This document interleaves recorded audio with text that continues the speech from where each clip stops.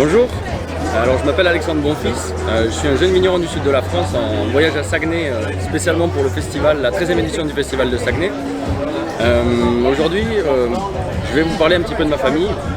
Alors moi je suis la 6e génération de la famille Bonfils. Alors la famille Bonfils, en tant que vigneron, tout a commencé pendant les communes de Paris. Donc les communes de Paris, c'était les premières, une des grandes révolutions en France pour parler au gouvernement des choses qui ne nous plaisaient pas. Et quand le gouvernement prenait des gens à l'époque qui n'étaient pas d'accord avec le régime, il les envoyait dans les colonies. Et ça a été le cas de ma famille. Donc, toute la famille a été déportée en Algérie. Et c'est là-bas que mon ancêtre a rencontré sa femme, Honorine Bonfils, qui a été la première à planter les vignes.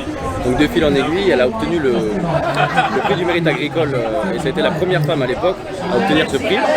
Ouais, ce qu'elle ne savait pas, c'est qu'à l'époque, elle était en train de planter notre héritage. Ensuite, il y a eu la guerre d'Algérie, donc toute ma famille a dû être reportée en France, dans le sud de la France, à côté de Béziers, où mon grand-père a suivi son père.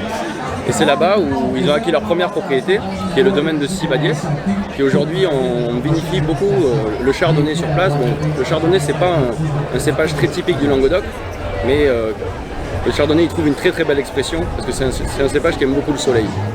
Donc cette cuvée là, qui est d'ailleurs présente en SAQ aux alentours de 15 $, en SAQ en produit régulier, c'est un produit qu'on récolte en surmaturité, donc c'est des vieilles vignes de chardonnay qui subissent une macération pelliculaire avant l'arrivée en cave. Une fois arrivé en cave, on presse ça dans un pressoir pneumatique qui va bien respecter le raisin. Après la fermentation, on remet les levures mortes en permanence en suspension dans la cuve. Et en fait, on va chercher un équilibre entre le fruit, le côté fermentaire. Et une fois que c'est atteint, on arrête, on met en cuve de garde et puis on vous l'amène au Québec.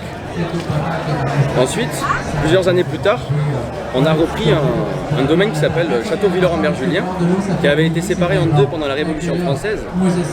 Donc le but a été de reprendre les vignes de deux familles qui avaient eu des problèmes entre elles et de réunifier le château.